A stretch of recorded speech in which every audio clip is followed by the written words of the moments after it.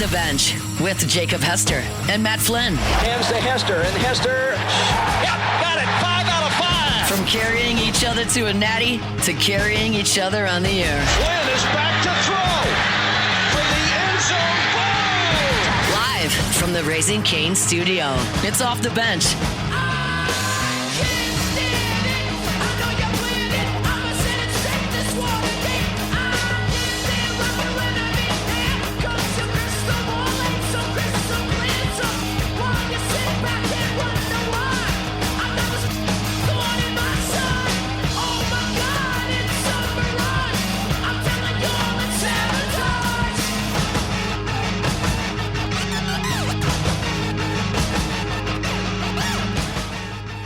Welcome back in. Hour number 3 of Friday edition of Off the Bench. Taylor Sharp in the host chair. Alondra Villarreal, Cassie Spazzali along as well.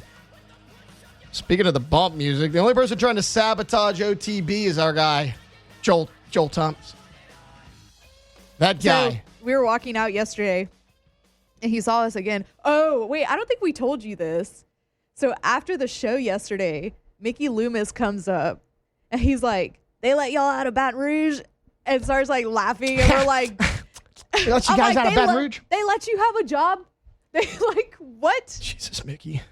So Mickey might be an OTB P1. We don't know, but I'm sure he loves me. I don't know if he's heard me talk about him, I'm but sure I don't think he would have liked what I had to say about him. I'm sure he appreciates my Mickey Loomis fact checks. So Probably also, when we were leaving, Joel was leaving also, and I was like, "Hey, maybe we can get you on like next week to recap the Senior Bowl and what you saw, like in terms of scouting for the Saints and blah blah blah." And he was like, "Oh, I'd love to." I'm like, "I'm sure you would." I am sure you would. Zero awareness. All right, here at hour number 3, guys. We're going to have a little bit of fun. We'll do an early Super Bowl talk here real quick. Super Bowl next Sunday, but Jake's going to be out all week next week. So kind of wanted to do like initial thoughts here on this game. I got some fun facts for you guys you're going to love. We'll have Jace LeJeune of Gridiron Football coming up at 9:15. So in the next segment, talk their All-Star Bowl, some of the top players coming up into the high school ranks, and then kind of get his thoughts on all things LSU. And then we'll close it out like we do every day with Ask the Bench. But obviously, Super Bowl next Sunday, Patriots versus Seahawks. Nightmare scenario for me, guys. Probably my two least favorite teams in the entire NFL. And it's weird, like, I hated the Patriots for 20 years of my life because of Tom Brady. I love Tom Brady now, and I still hate the New England Patriots. I think it's a Belichick thing. Not a big Belichick fan, not a huge Robert Kraft fan either. But, look, the Seahawks had the tougher path. I mean, on paper, they probably have the advantage here, and they're pretty good-sized favorite for the Super Bowl, so that makes sense. Everyone mentions the Patriots' easy schedule. And then on the flip side of things, the Seahawks had a tough path, and they always find a way to win. Now, the Patriots in the playoffs, you look at the teams they played, they're all top 5 defenses. So, I mean, that they didn't have an easy path to get here by any means as far as the regular season. Now, when you go look at what the Patriots did in the regular season, they played 17 games. 3 of the coaches they played did not get fired. So 14 out of the 17 coaches that they faced last year got fired. Dave Canales with the Panthers, he's back. Kellen Moore with the Saints, obviously he's not going anywhere. And then somehow Zach Taylor with the Bengals.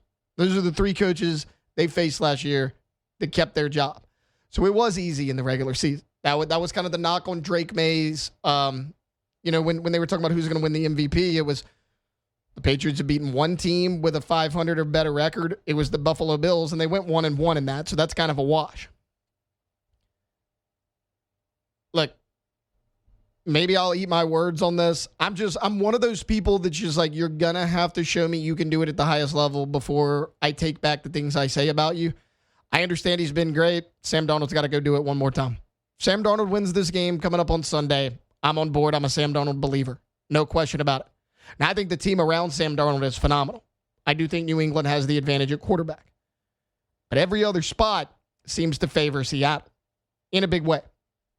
I think that with Zach Charbonnet out, it does take a hit, but power running game, Kenneth Walker is one of the best in the business. Now, the Patriots are great as well. I think Travion Henderson was the best rookie running back in the NFL. I think he's going to wind up being the best rookie running back out of that draft class when it's all said and done. Ramondre Stevenson, really good player. But the power running game the Seahawks have following that big offensive line, letting Sam Darnold Sam Darnold can take over games. He can manage games. But Sam Darnold does exactly what he needs to do in that offense, and that's why he's been so successful. Like, you go look at the game against the Seahawks, and everybody's like, oh, they dominated them 41-6. Sam Darnold was 12 of 16 for 124 yards in that game. Sometimes he doesn't have to do it all, and that's a credit to the rest of the Seahawks team. Like, when the Saints traded Rashid Shaheed the first few weeks, like, Shaheed didn't do anything. We're like, okay, no big deal. And he really hasn't done a ton in the receiving game. But Rashid Shaheed has been a godsend for that team on special teams. Special teams, defense, running the football, that wins games for you. And Seahawks do all three of those things very, very well. So they obviously have the advantage in this game. But I do think New England has the quarterback advantage. I understand Sam Darnold's been great. He's a good story. But what I've seen from Drake May in year 2 is a lot to be excited about. But here's a nugget for you guys. 2, actually. The New England Patriots are the first team in NFL history to go a perfect 9-0 on the road. That's regular season and postseason. So they can win away from their backyard, which is important here in the Super Bowl. Also, Alondra's going to love this one. Every time this century, the Super Bowl is played between 2 teams, one traveling east and one traveling west, the team traveling west wins. And this goes back It goes back to 2002. There's this little graphic every single time. Like, I don't understand how people come up with that stat. When the Super Bowl was in New Orleans in 2002, the Rams traveled east, the Patriots traveled west, they won. Patriots are traveling west in this game, and they're a perfect 9-0 on the road. I don't get that. Now, how do you find that? I don't. I gave Hunt this stat before the playoffs even started. I told him to bet on the Seahawks. He didn't believe me. He said What was the one about the Pope? That's the one. That's the one I'm getting at. So in 2006, there was a new Pope. It was Pope Benedict. Seattle Seahawks made the Super Bowl that year. 2014, new Pope. The Seattle Seahawks made the Super Bowl that year. What happened this summer? Boom, new Pope, Seattle Seahawks back in the Super Bowl. That's 3 times in a row, guys. And it's not like, oh, it's every 4 years. No, it's just when the Pope dies and they elect a new one. Yeah. It's at random, and it still works out in Seahawks' favor. That's God giving you a lock. Right. Well, now if you're wondering, oh, the Seahawks are going to win, they're 1-1 in the last 2. So, I mean, they lost in 2006. They won in the previous time. It was against the Denver Broncos. So they're 1-1 in that game, but they make it every time there's a new Pope. So next time we have a new Pope, go sprinkle a little bit of money on the Seattle Seahawks to win the Super Bowl. But, yeah, nightmare scenario for me, team-wise. I've never been a fan of either of these teams. And if you think that you don't want to watch this Super Bowl or you're not interested, I want you to think about how Tyler Lockett feels. Tyler Lockett spent a decade on the Seattle Seahawks, and it wasn't like he was a scrub. Like, he was a Pro Bowler in 2015.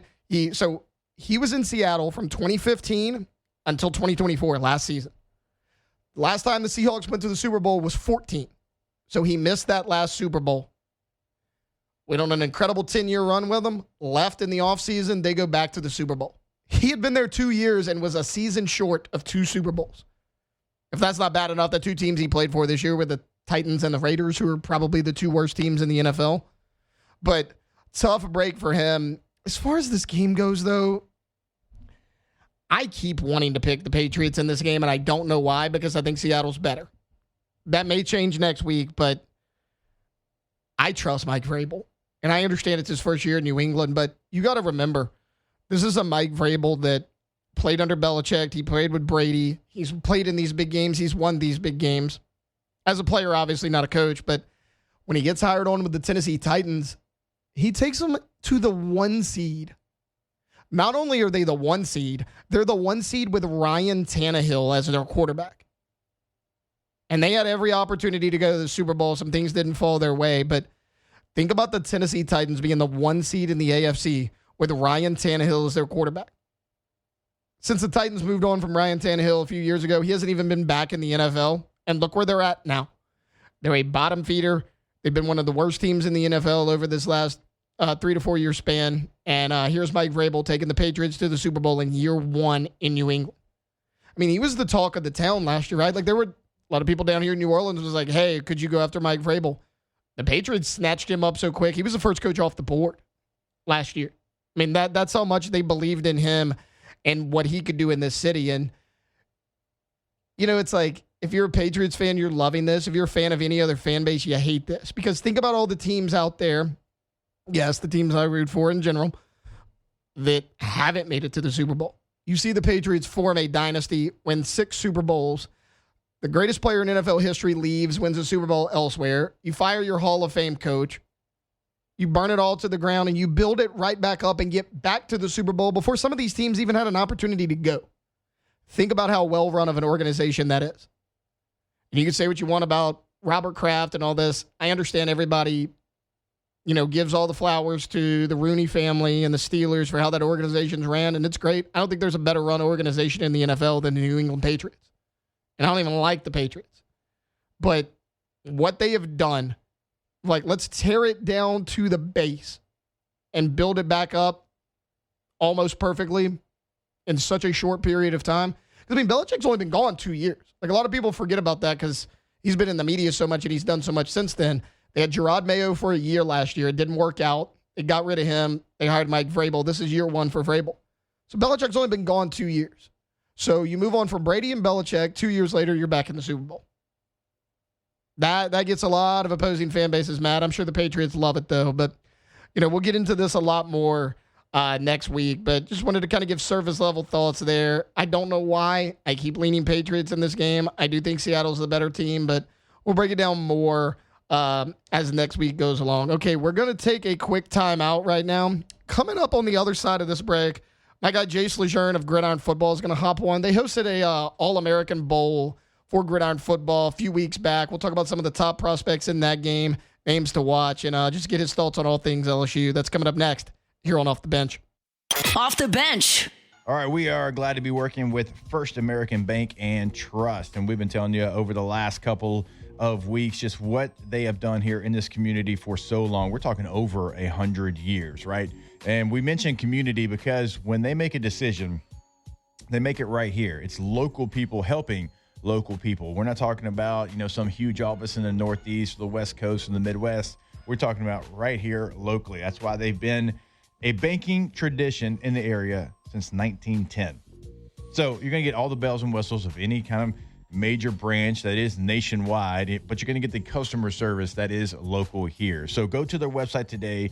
Go ahead, open that new account. It is FABT.com. That's right. First American Bank and Trust. Work with people who actually care about your success that are local. And that's exactly what you're going to find at First American Bank and Trust. So if whether it's a first account, refinance of your home, taking your business to the next level, whatever it is, go check them out. First American Bank and Trust, FABT.com.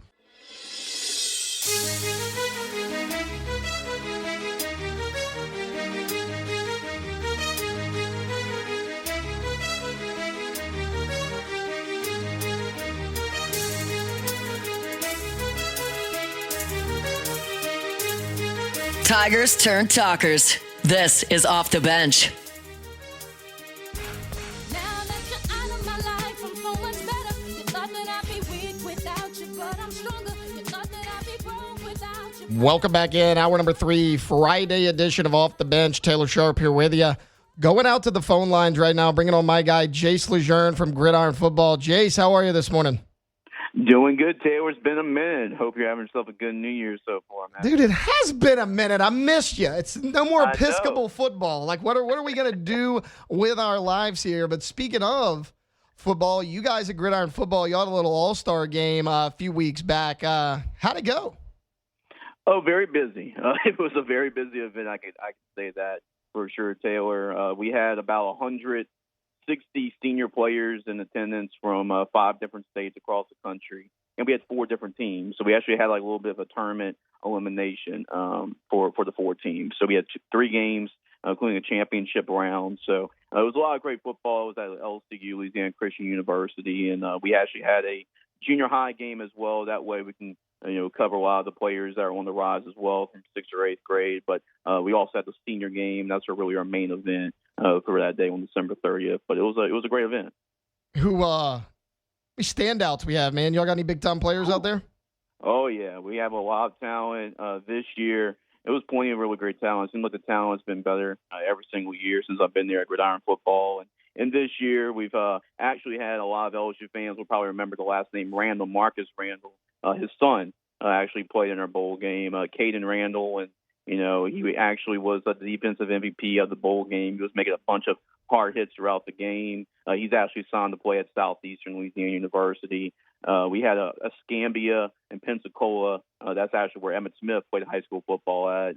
They had a defensive lineman, Andrian Battle. He was pretty much unblockable the entire game. And Marshall, South Florida, some of those type of schools are looking at him. Johnny McCarty, he's actually a receiver from St. Michael High School right here in Baton Rouge. He actually made a little bit of national headlines. It was actually on You Got Moss. I saw it. He made like the top 10, right? Yeah, right. One-handed catch and pretty acrobatic catch as well. But, yeah, we had a lot of great players that took place. Zion Lee, he's actually going to play football at the Naval Academy, a running back from Monkey High School. So, really the talent, it just gets better and better each and every year. And these are going to be a lot of prospects that you might not hear about, immediately. But because of the transfer portal, I think that's what this Gridiron Football game really helps. You'll see these guys in the next 2 or 3 years, and that's what we're really seeing from the bowl game of those guys going up the charts. Really. Yeah, absolutely. I'm glad you mentioned the portal because that kind of gets into what I want to talk about next. Like obviously, a lot of those guys, those are the names to watch coming out throughout the high school ranks. But, Jace, as far as college football goes, transitioning a little bit to LSU, like it has been all about the transfer portal for about 3 or 4 weeks now, really, since it opened. And LSU finishes with a whale of a class. I mean, number one class in the country, 42 transfer portal signees. If I had to ask you, like, okay, letter grade, what do you give Lane Kiffin and the staff first transfer portal class? Oh, I have to give themselves an A. Just what they're able to do, especially because you come in a situation like Lane and you have a lot of players that are leaving and you're trying to figure out which guys are coming back and staying. And you have a lot of holes you have to fill in your roster whenever you have a coaching change, especially you're becoming a new coach of the team. But really have to give itself an A with the class. I don't think you can really do a better job considering the circumstances like Lane Kiffin and the staff did. They pretty much reloaded at pretty much every position. You look on offensively and defensively, and then you look at they got 3 really talented quarterbacks. Obviously, Sam Levitt, leads the headlines of class, and the wide receivers. I'm really interested in spring football. We go to see the Tigers in spring practice. Which of these receivers stands out because they got themselves like 9 receivers from the transfer portal. And, I think they did a better job. And the offensive line was obviously a weakness last year. And I think they got themselves at least 2 starters from that group when we talk about, Jordan Seaton and Devin Harper. But I'm actually more excited, Taylor, about the defensive side and the additions they got on that side of the football. Prince Will, Yamami is a big-time pickup for them on the defensive end. And really the 2 Ole Miss guys, him and T.J. Dottery, I think they're going to be 2 big-time pickups for the Tigers. And Ty Benefield in the secondary as well to already, go with a really great group in the back end of the defense. I'm really excited about this transfer portal class. Yeah, I'm glad you mentioned the defense. To start the show, I was talking about it a little bit earlier, like the top transfers. Ty Benefield might be my favorite player in this transfer portal class. Like, I understand it wasn't maybe not a huge need because you already had Deshaun Spears and Tamarcus Cooley, but that's going to mean so much to your defense because he's so versatile. I love that signing. So let's get away from individual players, maybe look at position groups as a whole, like obviously Kiffin and his staff. I just mentioned 42 players. They dominated in every aspect, but is there one position group? Like, remember last year was edge rusher, right? You brought in Pyburn, Butler, Patrick Payton. Is there a position group this year you're like, yeah, all those guys can make an impact? Yeah, I can't look away from the wide receiver position because you look at some of these guys, right? You have a little bit of mix of everything because Lane Kiffin likes his speed. He's got these speedy guys at the wide receiver position. He's also got some length at the receiver position too, and it's improving commodities as well. So you look at it. Winston Watkins, another Ole Miss guy. Trey Wilson from Florida. Jackson Harris from Hawaii. Jace Brown. I pretty much figured that at least it's going to be hard to really take a guess who's going to really be starting, but I feel like Jace Brown's going to at least be one of those starting receivers in that rotation or, at least going to be in the mix. So I feel like at the wide receiver position, I know the coaches really like Roman Mothershed as well from Troy. So That really stands out to me the most when you talk about a position group. And really, you got to also commend them for the quarterback position because for a while, there was no scholarship quarterback on the roster. And I feel like you have three guys. I mean, Sam Levitt, you've seen what he can do at Arizona State. And going back, it looks like the track record of getting Arizona State quarterbacks has been pretty good for LSU. But you look at the backup quarterbacks as well, and Longstreet from USC and Landon Clark from Elon. I like both those two guys as well once Levitt does leave. So, I mean, I think really look at the two skill positions here is what really drew my interest when we talk about this transfer portal class. I'm glad you talked about the quarterback spot. Like, look, Sam Levitt was my favorite quarterback in the transfer portal. I mean, I think, fully healthy. Most people probably feel the same way. Him and Brendan Sorsby. Like, I think those two guys are interchangeable. I understand that, LSU fans were upset when Sorsby picked Texas Tech. That was early on in the process. And, like, if you followed Sorsby, like, it was always going to be Texas Tech. But, you wind up getting Levitt, who not going to participate in spring ball. But I'm not concerned about that as much. Like, he could still throw with the receivers. He could still learn the playbook. He's just not going to be out there full contact, which what quarterbacks in full contact during spring anyways. But as far as the other two guys go, Husan Longstreet, Landon Clark, what do you make of both of those guys? Because they're both talented, but you see Husan Longstreet. I mean, the former 5-star, didn't play a ton last year. I believe he played in about 3 games last year for USC. Then you have Landon Clark from Elon, an under-recruited guy. But he's a baller. His tape's impressive. He put up a heck of a lot of numbers last year at Elon. I think the spring's going to be huge for both of them because they're battling for that number 2 spot, and you're a play away from Sam Levitt re-injuring that foot to getting in there. What do you think of the battle that's going to happen between those two? No, I agree. I think really the backup quarterback position is going to be really looked at even more than it usually is, just because you talked about Levitt's injury history. But yeah, it's going to be interesting to watch. I mean, and the good thing is all three of these guys, if they're pretty much interchangeable with what Lane Kiffin wants to do. I mean, these are two guys that were dual threat guys. They can beat you. They can beat defenses with their arm. They can beat defenses with their legs. And those are the type of quarterbacks that obviously that Kiffin would like in his offense. And you saw, I mean, you can pretty much trust Charlie Weiss. You trust Lane Kiffin, their quarterback evaluation, because you saw what they took a chance on Trinidad Chambliss, and you saw what happened there. And then, Landon Clark definitely gives me a lot of those, type similarities as a guy that's, really under the radar, but really, I mean, I think he's a perfect fit for this offense. And he's on Longstreet. You know his ability as well, running the football, being a 5-star quarterback too. So seeing both these two guys in spring football is going to be really important because I truly believe there's a good chance you'll see, one or even both of them a lot this year because of, Levitt and his injury history in the past. But I really like all three pickups that LSU did, getting those quarterbacks. Jace LeJeune of Gridiron Football, our guest right now. I'm glad you mentioned Landon Clark kind of being an under-the-radar guy. That's where I kind of want to go next. I mean, take quarterback out of it, all the big-time guys. Is there a guy that, maybe a lot of people aren't talking about that you think could flash for these guys? Yeah, I mean, there's a couple of guys on here. For example, I mean, there's Dylan Jones from Wisconsin, as a running back. We haven't really talked too much of the running backs because you kind of know what you get at the top of that pecking order, coming back in Caden Durham and obviously Harlem Berry, but you need some depth there as well at that position. So I think LSU, I mean, that kind of went on unnoticed or under the radar. We're getting some of those guys at the running back position and Guillory from Utah and Rod Gainey from Charlotte. So those are going to be guys to look at. And Jordan Ross, I think he's another guy to kind of look at from Tennessee. And I think a change of pace and change of scenery for him is going to be really good. But this is a guy with plenty of talent. I mean, he was a 5-star coming out of high school.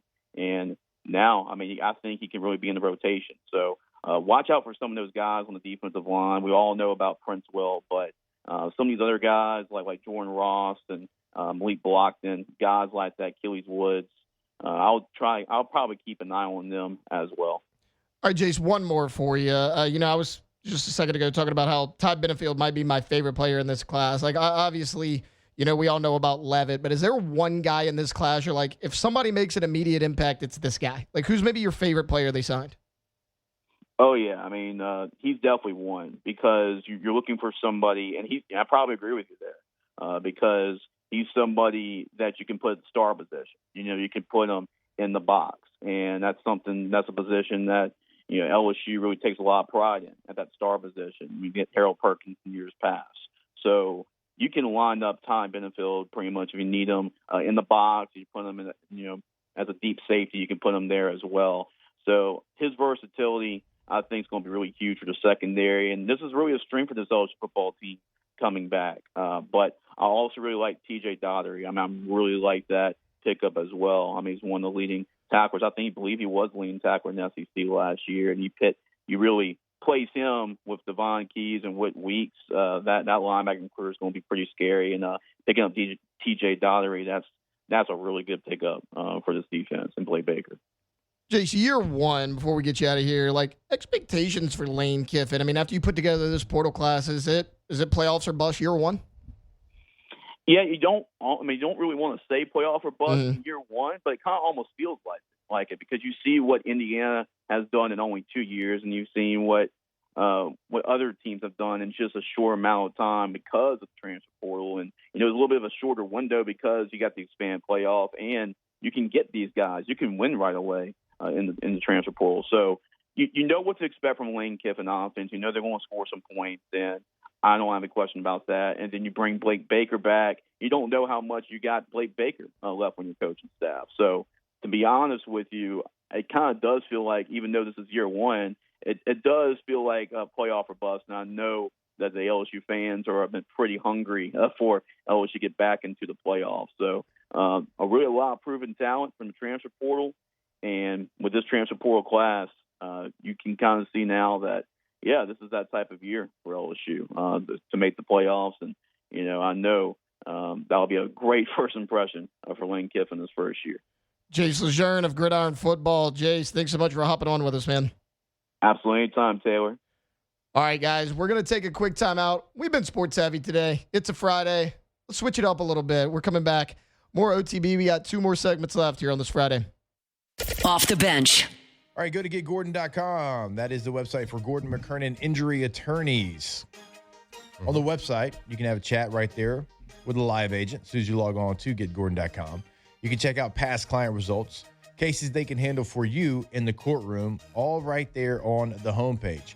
You also can pick up the phone anywhere in the state of Louisiana and put your area code followed by 888-8888 and have that conversation with them as well at Get Gordon on all major social media to see what they're doing throughout your local community. Get Gordon and get it done. That's right, at Gordon McKernan Injury Attorneys. They're here to fight for you. Yeah, it's a holiday season. We see all the amazing work that Gordon McKernan does in the community with the bike giveaways and everything that they do. We've seen the billboards. Yeah, sure, they can make you laugh sometimes, but they're there to tell you exactly what they're doing. That is the fight for Louisiana. So if you've been injured, it doesn't matter where or how, if it's a car accident, on the job, whatever it is, make sure you give them a call, let them fight for you. Be part of the G Team. GetGordon.com. I throwing you off? Nope. Didn't think so. How you doing, young lady? The feeling that you're giving really drives me crazy. You don't have a play about the choke. I was at a loss for words first time that we spoke. You're looking for a girl that'll treat From the locker room to the airwaves, it's Off the Bench with Jacob Hester and Matt Flynn. You expect me to just let you, but will you still respect me if you get it? Not Jacob Hester or Matt Flynn. They decided to take this Friday off. Alondra was the only one cool enough to actually show up after being out there in Mobile. So Taylor Sharp here with you. Alondra Villarreal. Cassie Spizzali had a little bit of an early wake-up call this morning. Sorry about that, Cassie. You can blame Matt Flynn, not me. Alondra, you keep pestering me about this show. I pester everybody about this show. The traitors. Okay. So get it off your chest. What is it? Jake and Matt got it all on the way there too. It's the best show of all time. Okay. And it's a great show. Okay. It's like the best show on TV right now. It really is. Okay. So it's basically like a murder mystery Clue type situation. I love a murder mystery. There's a bunch of people living in a mansion, Alan Cummings mansion, and 3 of them are traitors. This season there's a secret traitor though, and nobody knew, not even the audience knew who the secret traitor was. Intense. Yes. And then so the traitors know who each other are, but nobody else knows who it is. Every night they kill somebody off the castle, and then every night there's also a round table traders included, Okay. where everybody is like Calling each other out and calling stuff. each other out. No, I like Everyone- that. That but seems it's like a so bad funny. Thanksgiving dinner, which is perfect. Yeah, it's so funny because everyone's so paranoid and they're so loud and so wrong. Like they have no idea who and then they like make up stuff to convince themselves that somebody who's a faithful is a traitor. It's so funny. It's the best show on TV right now. This guy Rob is on it. He might be one of the. I still think season 1, Suri, she was the best traitor that I've seen. Okay. But Rob is giving her a run for her money, and Rob is also very attractive. Are these celebrities So or they are celebrities. They're like reality TV So people. they like like if you went on So Big there's Brother gamers. or something. Yeah, so okay. they like separate them. So there's gamers, so like Survivor, Big Brother, stuff like that. And then there's like Daniel saying hashtag justice for Ron on here. Yeah, justice for Ron. They said he was a traitor just because he was super quiet, and he wasn't. Friggin' Ron. I know. Speak So up, Ron. It is like housewives are on there too. It's reality TV people, but the first season was like half celebrities and then half normal people. Okay. And so I really liked that one because it was just so funny. But yeah, I think this is like one of the most entertaining shows on TV right now. So I know it's highly unlikely, Yeah. but I guess it's possible. What happens if like there's 3 traders, 4 traders, however many, and Yeah. like they all just get eliminated within the first 4 weeks? I don't know. Like is it just It over? hasn't happened yet. Yeah, but I guess it's possible. I'm like sure it's not it would gonna, just it's be not over going because to then happen. the faithfuls like they split the money up or something like that because they're also doing challenges, Right. And like every challenge you can win money toward the pot. So like if there's a trade and then like if there's 2 traders left or like 3 traders left, they can decide if they want to like throw each other under the bus or split it amongst themselves. Cassie, It's great. should we awesome. give traders a shot? What do I you think think? y'all should. I don't know. I feel like I might like it, but I don't really watch like reality. That's true. You're not a big TV person, anyways. Like in general. Oh no, I binge watch shows, Oh, do but I you? don't watch like reality TV. See, I love. I like Love Is Blind. Like that's a shame. Like Yeah, I've never seen I don't care who admits it. Look, I do hot yoga and watch Love Is Blind. People, okay? It's 2026. I can do what I want. Yeah. Alondra, I hate to tell you, you're wrong, though. No, I'm not. I don't care. See, she says Traders is the best show on TV. It's not. The best show on TV is The Pit. No. Ah. Traders is What is better. that? I've never. Okay, so The Pit, it takes place at just like some generic Pittsburgh medical center. Okay, and they're in like the trauma room, the operating center, like worst of the worst, right? The entire season is one day. Like season 1, episode 1 starts, it's at 6 a.m., 7 a.m. So like it takes you real time. And I mean, it is back to back to back. And like they don't pull any punches either. It's not like a Grey's Anatomy where like everybody lives. There's a bunch of drama. No. I mean, season 1, like you lose multiple people per episode. Like it's like hard hitting. Yeah. But it's not like it's Why not do you like real that? though. Well, it's not real though. Like it seems like it's real, but like they were still actors playing parts. You know what I Yeah. mean? But like they had a mass shooting at a music festival in Pittsburgh, and like that was 2 episodes worth of like bringing like it is like real life stuff. It's intense, but I love it because there's like 6 or 7 things happening per episode. It's like you got to go to each room, and it's just like it keeps you on the edge of your seat. Like I love it so much that like okay, a lot of people. T-Bob used to make fun of me a lot because like I don't watch any TV shows. Like I watch a ton of movies, no TV shows. I couldn't get anything done around the house because of this show. Like we would watch it every night. I'm like, hey, Victoria, you want to watch The Pit? Like we're watching it together, which trying to get that woman to watch any TV show with me is impossible. She's like, no, you'll just fall asleep and I gotta watch it by myself. I'm like, then restart the episode, Victoria. Like it's I'm not with that. Victoria on that one. No. If you're gonna fall asleep, what's the point in starting an episode? Right. No, I Because agree. it's guys, it's something we could do together as a couple. Okay, like, do I want to don't fall fall asleep. Do I want to fall asleep 3 minutes after it starts? No. Okay, I clearly have a condition. Okay, I don't want to do that, but I do. I'm telling you guys, I can like be wide awake. I will pick out the movie. I will be excited for it. We turn it on 3 minutes in, I'm out for hours. Oh, that would drive me nuts. For hours. Like, and I'm not even tired when we start it. Like, if it's 7:30 and Victoria's like, you want to start a movie? I'm like, no, I'll fall asleep. Can't do it. Daytime movies only. Like, I can't do it. I've fallen asleep in movie theaters twice. During the movie, I can't do it. It's just something about it. Come on, Taylor. It relaxes me. But so season 2 is out of The Pit, and I'm scared to start it because there's only 4 episodes, and I'm like, I can't wait a week for each. Yeah. So like that's me. Like I can't wait. Like I can't watch it episode by episode, week by week. Like I gotta have the whole season out. I gotta binge it, all of that. So like Traders may be good. I think Alondra's wrong on this one. No, We've Traders been- is so good. And wait, Daniel, he brings up a good point. I forgot about this. There has been times where like they knock out like a trader or two, and sometimes the traders can pick to make somebody in the castle a traitor, or they'll bring in other people. Like they'll bring in like a surprise person. I think they did that with I think her name's Kate from Below Deck. Victoria loves Below Deck. I've never watched it. I never really got into it She either. loves it. Okay, so you mentioned Traders is awesome. you mentioned a secret trader. Yeah. Do the other traders know No. who? Okay, so they don't They even know. don't even know Because who you were the saying like secret all the trader traders is. know each other, Yeah. but they don't even know didn't that one. But this is the first season they did the secret trader. Okay. But the 3 traders didn't know who it was. either. Season 3, season 4? What This is is it? season 4. Season 4? Yeah. Okay. I mean, maybe. See, this one is really good. Season 1 is still the best to me, but like this one is, depending on how it goes the rest of the way, this is like pretty good too. We watched something. Victoria made me watch something last year.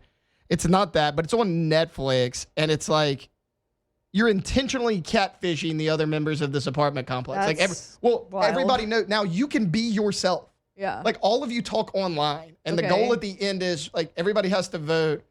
Like if you're either I don't voted, like this. you're either voted out, or at the end they're like that Nah. person deserved it. Like Nah. so each person votes on who wins the money. It wasn't great, but like Yeah. it's similar. So like some people choose to be their actual selves. And like Yeah. other people are like, no, that's not you. Right. And then some people are like, obviously not them, and then people think it is. Like Oh, it's just okay. it's based on your answers and stuff. But so I mean it's similar. I'm not a huge fan of that, but I'll give this a shot. Victoria's been wanting to watch it. Like even before you brought it up to me. I need y'all to. She was like, hey, there's a show called The Traders. I mean, apparently it's the best show ever. So I mean we gotta It's so good. I've been trying to get people to watch it for like a year and a half. check it out. But It's so good. no, we'll give it a shot maybe. If either of you actually watched The Pit. No. Okay, well I'm not watching this, so y'all watch The Pit. Sorry guys. That's how it works. I'm already watching the show. Right What are you watching? Well, the new season of Bridgerton came out last God, night. I'm I so watched over that. Bridgerton. But it was only the first 4 episodes. Like I watched all 4 episodes last night. Right. But like I have to wait until the end of February for the second half of the season to come out. But I love Bridgerton. So we used those are the shows that I like. at our wedding, the like bridesmaids walked down the aisle to the Girls Like You string quartet, the Maroon Yes, 5, The music is so because it good. was on Bridgerton. The Like that, music we is did so that at our good. wedding. Shortly after we got married, Victoria invited her sister over. Yeah. She's like, "Yeah, I'm cooking this big breakfast, whatever." Never really told me why. Her sister's there, and like, I'm like, "Oh, okay, what's up?" She's like, "Oh, we came to watch the season premiere of Bridgerton." Yeah. I'm like, "You woke up at 9 a.m., Yes. fixed all this food just so y'all can watch the season premiere of Bridgerton." Yes. I stayed in my room for like 2 hours.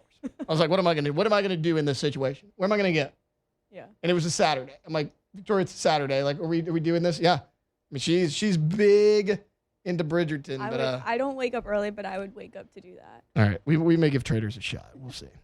All right, guys, we'll take a quick time out. When we come back, look, we actually have a full last segment. This is very unlike Jacob Hester and Matt Flynn. Explains why they're not here, but get your Ask the Bench questions in the chat. We're closing it out with Ask the Bench next here on Off the Bench.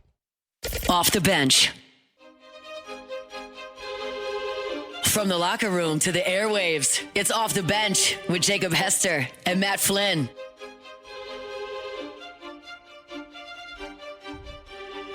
All right, welcome back in. Final segment here on a Friday edition of Off the Bench. Taylor Sharp in the host chair for Jacob Hester and Matt Flynn. Alondra Villarreal, Cassie Spazzali here. And we've been rocking and rolling all morning long. We got one segment left. It's time for a little bit of Ask the Bench. This first one is for Cassie. Ask the Bench, Cassie's favorite Lego set. Ooh, I think I have to go with the Millennium Falcon. So it's Okay. yeah. Cassie, I'm learning a lot about Aren't you those super with this whole, expensive? like, Can't hide it. Yes, they are super expensive. So I usually ask for them for like For Christmas or Christmas. for my birthday. So I got this one for my birthday, so I have no idea how much it was, but it's like, it's pretty big and like it's thick. So like there's so much inside of it, and that one took me a while, but that's like my pride and joy. We were talking about it a little bit earlier. Went to the Lego store at downtown Disney when we went to Universal back in September. Yeah. And we flew, so I was like, I'm not gonna buy anything big, like, because I got limited space in my suitcase. Mm-hmm. So we just went and looked around. There was like some Star Wars one. I don't even remember what it was. I'm not big on The Star Wars. Star Wars ones are so cool. Well, I walked in. I was like, oh, that looks pretty cool. Let's see how much that is. $600 for that set? Yeah, I'll pass. I refuse to spend, like, myself, if I'm buying for myself, I refuse to spend more than like $100 on it. Ask the bench. Most anticipated movie of the year, obviously Devil Wears Prada 2. What are you doing here, guys? No, I'm big on horror movies. There's a ton of them coming out. I mean, more to list right now. Any of those. Everybody always says don't trust January and February horror movies because they were left over from the year before. I've seen some bangers in January and February. Like Friday the 13th came out in February back when I was in like 7th or 8th grade. Like that one's better than the originals. I don't care what anyone says. That Friday the 13th is much better. Original Friday the 13th, not very good. Like it's nostalgic, but like Jason's not even in it. Like no, not that great of a movie. So we're gonna skip on that one. Ask the bench with the we didn't even answer. The Odyssey is coming out this year. That's coming out this year? Yeah, I mean, I like any Christopher Nolan movie, so I'm anticipating it, but also I'm not at the same time because like from the trailers, it just feels like maybe Christopher Nolan might have his first miss of his career. Yeah. But also, somebody said that Travis Scott is in it too. And I'm like, why is Travis Scott in the Odyssey? There's no reason for that. So that kind of like is turning me off from it. But I still am looking forward to watch it. Cassie, is there a Chick-fil-A movie coming out? No, but I am looking forward to Avengers Doomsday. Oh, yeah. That's coming in November. Yes. So, I mean, the big Marvel girl, big Star Wars girl. Avengers Lego set? I would love an Avengers Lego set. That would Do they be even awesome. make those? Oh, yeah, for sure. So there's not as many as Star Wars, but they're out there. I was telling you, like, Victoria's big into the puzzles, which I just kind of feel like are similar. Yeah. And, like, she'll sit there for, like, days at a time, like a few hours here, a few hours there, and, like, build this puzzle, and it's massive, and then she immediately just tears it down and was like, okay, time for the next one. I'm like, Victoria, you spent Wait, all she doesn't that? even like frame them? No. She'll leave them out for probably a day. Yeah. Just, like, sitting there, but no, she normally just takes them down, starts on another one. I'm like, okay, well, that's a choice. Yeah. Before I ask this, does anybody actually know who is singing the national anthem at the Super Bowl? No clue. I feel like I've heard it, but I can't remember. So somebody asked, is it going to go over the allotted time? I don't know who is singing the national anthem at the Super Bowl. Oh, it's Charlie Puth. Charlie Puth. That's going to be good. Charlie Puth could hit the notes. He's so talented. So I'm going to say over. I don't know what the over-under is. Normally it's about 2.5 minutes, 2:20, somewhere in there. I don't think he'd go over. You don't- Like, he's really good, but I don't think he, like, overly holds out notes too long. Because I think a couple years ago, Stapleton did it. Yeah. And everybody was like, oh, that's a guarantee that it went over. And I don't think it did. Yeah. I think it actually went under. That was like the biggest surprise. All right, you've convinced me. I'll flip it. I'll go under. Yeah. Charlie Puth going to be quick, fast, and in a hurry with the national anthem. Ask the bench, are y'all trashing fullback 1 and QB 1? Yeah. Yes and no, because I feel like we're I just... told them yesterday, I said, no, if I'm going to be there, y'all better be Right. there.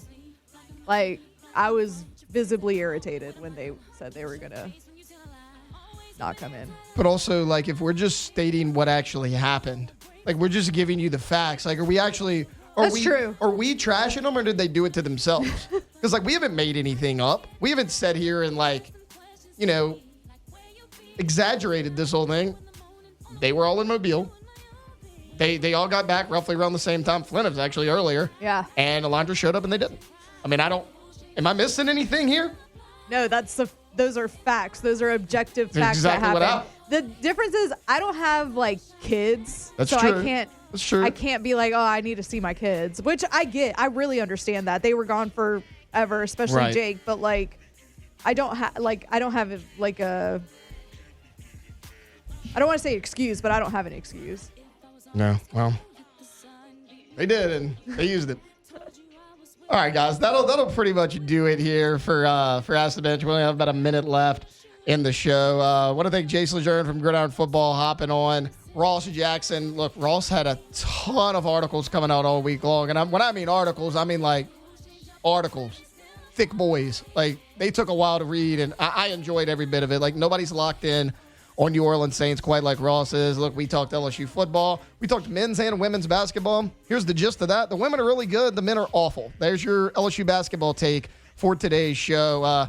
We had Alondra do a little recap of Mobile. We found out Cassie's like big into Legos. Like, so many things happened today. But Jake and Matt both back. Well, actually, Matt is back next week. Jake will be out. It'll be a long time till we have all four of us back together. But we'll see you on Monday here on Off the Bench. Off the Bench. I want to remind you about the Marucci Hitter's House Warehouse Sale. Hitter's House is rolling out huge discounts on your favorite gear from Marucci, Victus. You got lizard skins there as well. The Baton Rouge sale runs November the 28th through December the 14th right there at the Marucci headquarters, McCann Drive. Monday through Friday, 11 to 6, Saturday, 10 to 5, Sunday, 11 to 4. The New Orleans sale is December 5th and 6th, and that's going to be Friday from 3 to 8, Saturday from 10 to 4. Don't forget, you got some gift card bonuses as well. Spend $500, get $100. Spend $250, get $50. Swing into savings at the Hitter's House Warehouse Sale. It is the best time of the year to gear up.